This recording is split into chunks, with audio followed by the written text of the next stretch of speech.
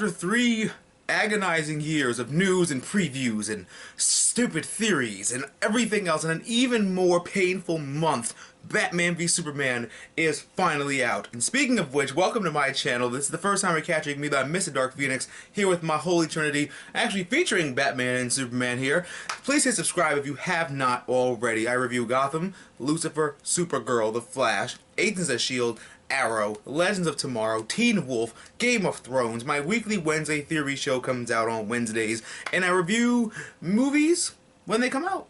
Our nerdy comic book movies are coming out. I react to the new trailers and do all that stuff.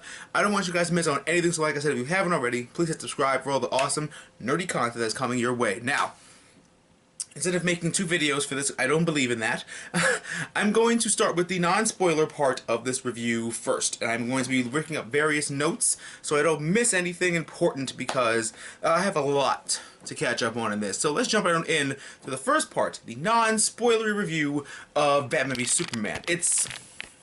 What is it? Is it an amazing film, or is it an overcrowded piece of crap? We'll have to look and see. Spoiler alert, it's not the second one. This movie is amazing. This movie is nothing short of amazing. Don't get me wrong. Some of the problems I had with it were a little nitpicky. Just a little bit. Just a tiny bit. I saw it twice. I saw it Thursday in a regular theater, and then I saw it Friday in IMAX. And that was the first time I ever saw an IMAX movie, so my mind was blown. My eyes opened.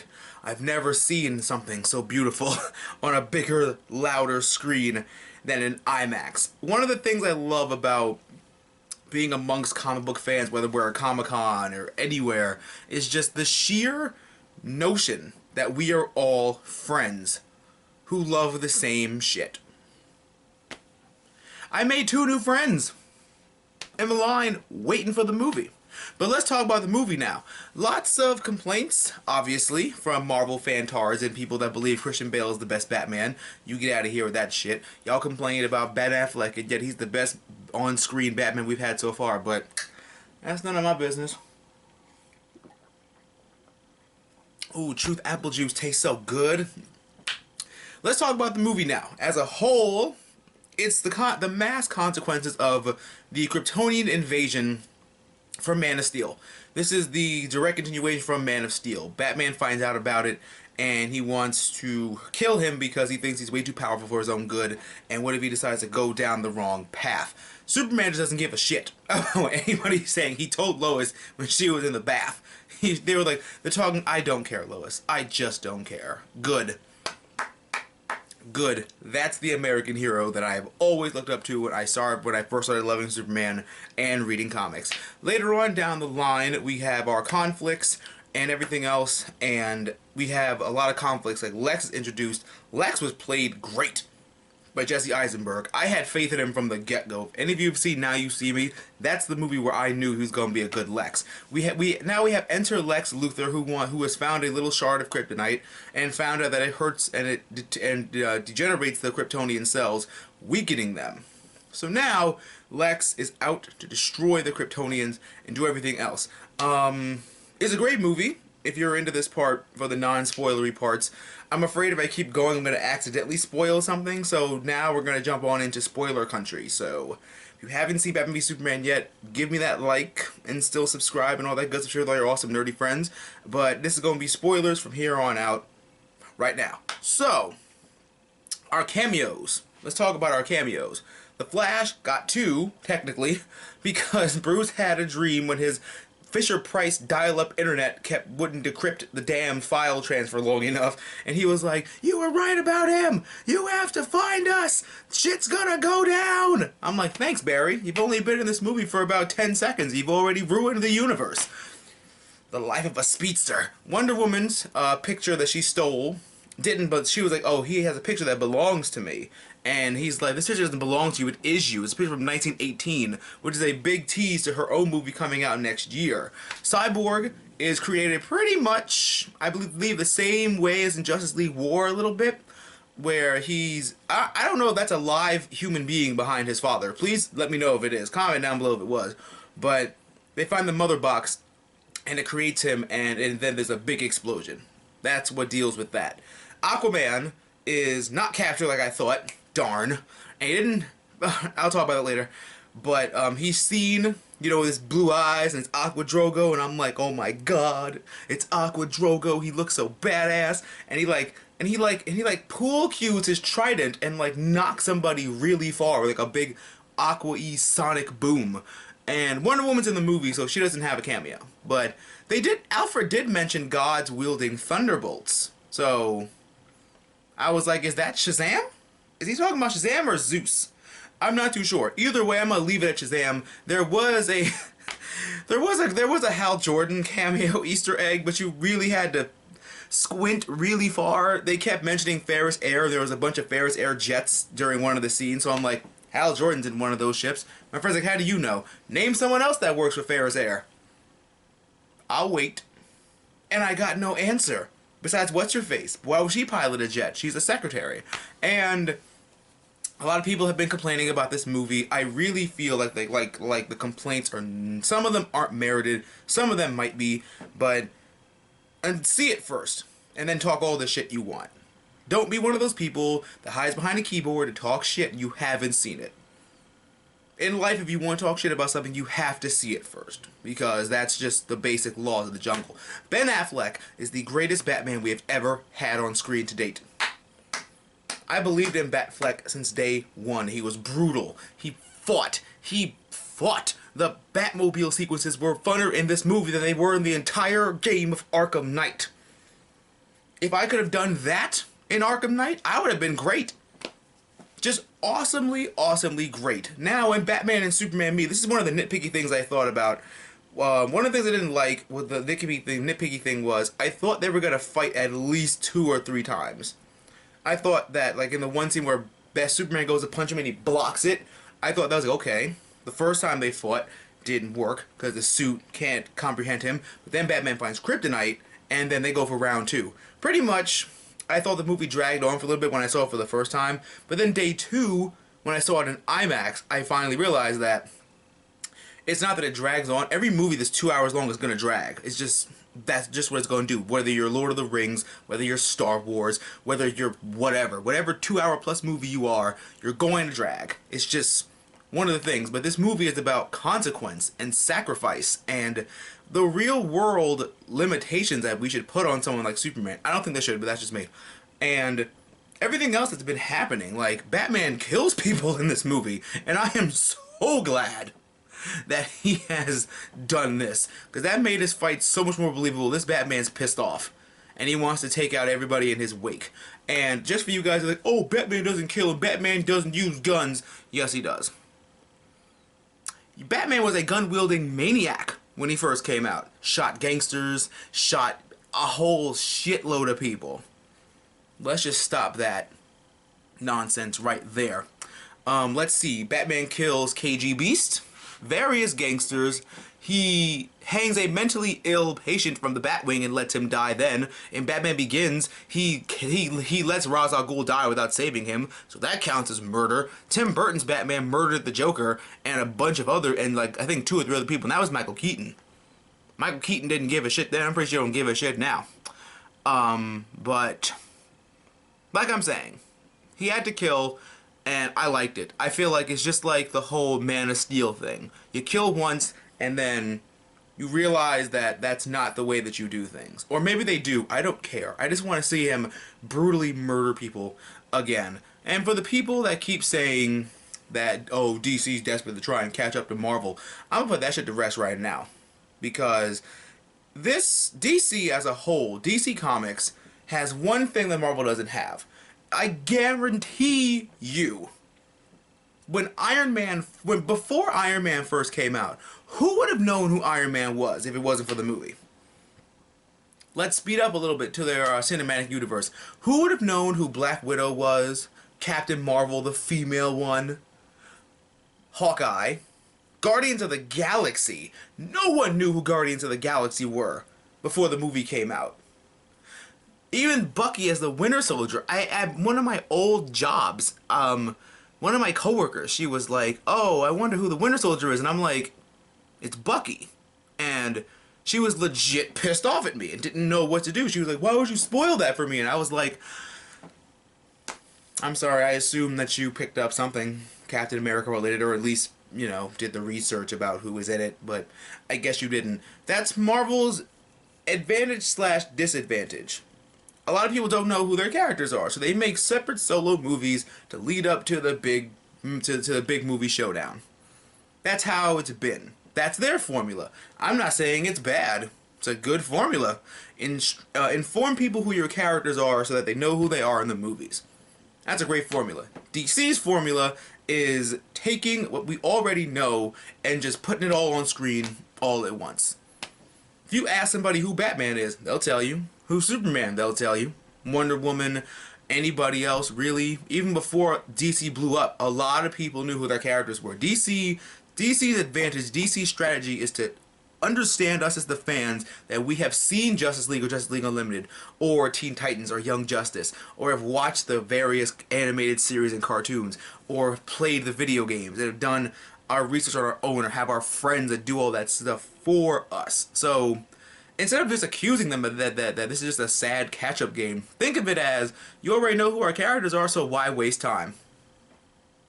Why waste time making so many movies to lead to the Justice League when we had the Holy Trinity formed in this movie to take on everything else? Speaking of their biggest villain, Doomsday 1.0. For those of you guys that don't know and probably don't know, Doomsday was created in a laboratory by an evil scientist who used humanoid DNA to create and clone a baby that was dying multiple times until he just kept growing immune to it. Having Lex create Doomsday is just that same thing. I'm sorry, there is nothing that y'all have got that cannot compete with that. Lex in this movie was a really great treat. He was quirky. He's that... Lex is that quirky genius kind of character where you know he's bad, but you don't know what his true plan is.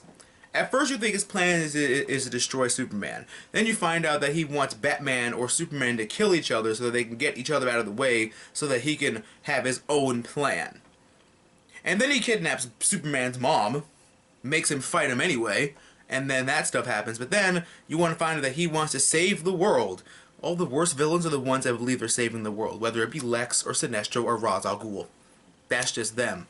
The Doomsday 1.0 fight towards the end, once we get to the part where the bat signal comes in and Superman goes in, that's when shit hits the fan. That's when the action comes in. That's when their fight, which was really great, everything was strategically placed. Batman used supersonic waves to fuck up with his super hearing, which is really ingenious, and then they fight on the roof, and then he uses a kryptonite dust to weaken him. So that's how he's able to, like, you know, hit him and all that stuff, and brutal fight scenes and amazing stuff. It wears off, obviously, so all you hear is like boof, boof, dink, and it's like, ooh, that invulnerability kicks in now, doesn't it? And then they fight again, he falls for it again, and he defeats him. He grabs a kryptonite spear and he starts monologuing, and I was like, Batman, someone else that I love fell in trouble for monologuing with a spear during a fight. But I'm gonna be honest with you guys, I never caught this until Zack Snyder brought it up, until the movie brought it up.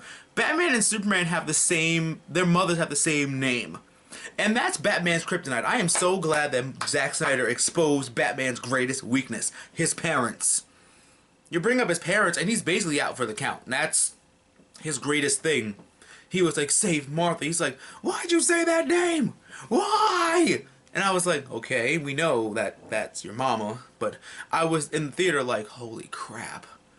They have to say their moms have the same name. And then Lois like, it's his mom's name. And I'm like, oh shit, it is. Oh. I never caught that until right now. But that happens, then Batman goes to rescue his mom, kills the one guy holding the torch. Like I said, brutal Batman. I love me some brutal Batman. If you're going into this thinking that this is going to be like a kiddie Batman, you are wrong. This is like dark Batman the Animated Series Batman. That's how this goes. Let me see what else I've got here. Well, like I said, towards the end now, we're towards the end where Doomsday comes in and he starts fighting Superman at first, and Batman distracts him because he got to get him back to the city to get the kryptonite spear. and then the Batplane crashes, and he about to fires Doomsday 1.0 fires his lasers, and all you see is like a deflecting thing happen, and when you see Wonder Woman, she's like, "You done fucked up now," and then she clapped her stuff. Wonder Woman, by the way, had the best theme in the movie besides maybe like Lex Luthor. Like, kudos to the composers of this movie, because that was the hottest mixtape of 2016. But we get to the fight. Superman shows up, punches him into the thing, and you know they're like, "What is this thing?" Superman's like, "It's a creature from a world, my world." Wonder Woman was like, "I have killed things from other worlds before," and I'm like, "That you have, yes you have." They capture their personalities perfectly. Their formation, for me, which some people might feel is rushed, is not really rushed if you think about it. They're heroes. You unite as heroes in the wake of a greater threat. That's just what you do. Yeah, Batman and Superman were fighting, but they worked out their differences because he was like, "Okay, you're not evil. We were blackmailed by Lex. Let's go. I'll go save your mom. You go deal with this thing in Metropolis and whatever." Wonder Woman was just there because she was like, "All right, I gotta go help the boys, otherwise they gonna die." But Gal Gadot also, by the way, for y'all that shit talked her body type, she can kick my ass and yours. But again, that's none of my business. Gal Gadot stole the show for me. Whoever dressed her needs a promotion, because she was dressed really well. Her vibes were like, she was like, her dichotomy is like, she's sexy and she's mysterious and she's powerful and she knows what she wants and she doesn't care who gets in the way to get it. Her and Bruce had really good scenes. I'm not gonna lie. Then we have the infamous towards the end where, you know, they're all fighting him and all that stuff. They're all fighting Doomsday 1.0. Wonder Woman's enjoying the hell out of the fight. You can just tell that she's having the time of her life. That's just what she's doing. Towards the end, Wonder Woman cuts off his Doomsday 1.0's arm, and it grows. Doomsday evolves further on. They nuked him, they shot him, they bombed him. Superman took him into space, and they nuked him there, and they cut off his arm, and I'm just like, God, you're making this thing stronger. Stop it. Quit it. You're making him so much more powerful. And once you get to all that, Superman's like, I know what I have to do, and I have to sacrifice myself to save the world and the team. Well, the new team. And so, Superman takes a kryptonite spear and jams it into Doomsday's chest, which Doomsday, in response, because it's kryptonite, Superman's weakened too, plunges him in the chest with one of his new stick bone replacement arm thingies. Painful for me, because I was like, fuck, they're doing the death of Superman already? Like, I thought they were just going to leave Doomsday in this movie and then just have him return in the third Man of Steel sequel and then beat the shit out of him in that movie. So, I don't know what's going to happen after that. But, all in all, I really feel like DC's big plan with everything that they've done so far, and everything they've done is really great. By the way, there is no post-credit scene. I feel like most of the scenes, I feel like the scene where Batman was clicking on the different folders for the different members of the League, like the Flash and Aquaman, Cyborg, and, you know, everybody else, I feel like that was a post-credit scene they just stuck in the movie. Because honestly, the next movie we have is Suicide Squad. Suicide Squad takes place before Batman v Superman. So, Wonder Woman comes out next year, so really there's no point in having a post-credit scene when your next movie comes out in August, which is technically a prequel to Batman v Superman, and your next movie won't come out till next year. So, I kind of get it, because they want to hold their horses a bit. By the way, Marvel did not invent the post-credit scene.